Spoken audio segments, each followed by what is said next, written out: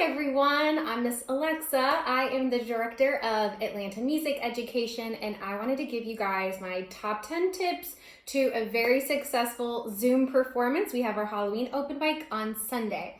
Number one, arrive early, okay? We are gonna open up the classroom on Zoom about 10 to 15 minutes early. When you arrive, you're going to type your first name in and your song title so we can announce you when it is your turn. And you're gonna do that in the chat, okay? And make sure all of your family and friends know to arrive early, because once the performance starts, we will not be letting any latecomers in so that we do not distract the performers.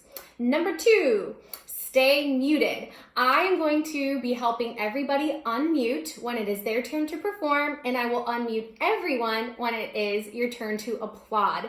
So just make sure no little fingers are near that unmute button so we don't get any distractions on someone's performance. Tip number three, we are doing Halloween open mic. Costumes are encouraged. They're definitely not required, but you're welcome to wear them, of course. Maybe a silly hat or an orange t-shirt for a pumpkin. But make sure that anything that a student wears does not interfere with their hands playing or strumming or even their foot pedal. So just test those costumes out before, that they are not constrictive. Tip number four. Make sure you set up where that camera angle is going to be, okay? We don't want everyone's backs, and we don't want to just see your face. We want to make sure we see the whole performance. I have my students even marking on their carpet with a little piece of blue tape or something where they're going to set up their music stand or whatever holds their iPad or laptop to have the optimal angle when it's their time to perform. All right, next tip.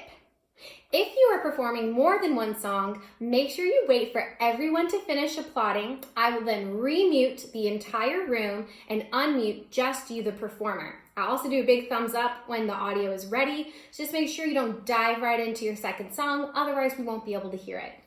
Next tip, if you are singing, make sure you warm up before the show. When you warm up, we just make sure all of our high notes and low notes sound beautiful. YouTube has a lot of great vocal warm-ups you can try, or you can message your teacher and they can help you out as well.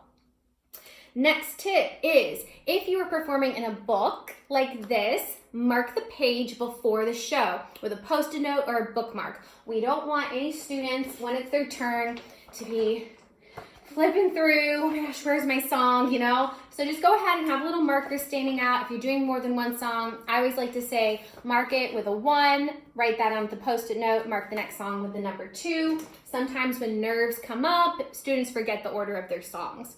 If you have loose leaf paper songs, make sure that you put those into a folder or binder. We definitely have had that happen before, where a student's playing and the piano moves a little bit and the paper falls onto the ground right in the middle of their song. So make sure you get those into a binder, hole punch or folder, even maybe tape them to a book, close them, pin them to a book.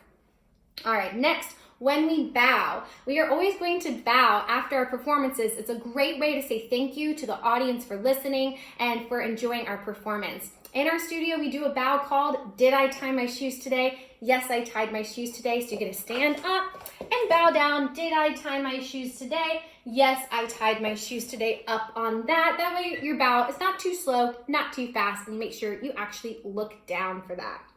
And my very last tip, enjoy the show. Stay for the entire show. Try not to bail out after your student or your child is done performing.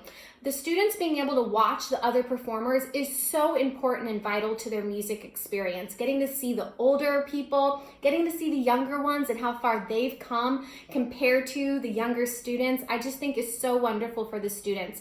We also encourage the students, when they hear a song they love, make a note of that, write that down, and tell your teacher the next week, I heard this song called Lost Boy and I really want to learn that, because by the time the lesson comes around, they might forget what that song was called. And I heard this song and I think she had glasses on and when she played it, and I don't remember what the song was, and maybe the teacher's not going to remember. So make a note of that and use this performance as musical inspiration for your child to just live in and have so much fun.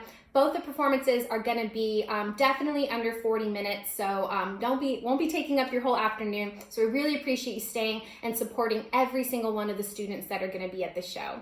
We can't wait to see you on Sunday, and break a leg to all the students.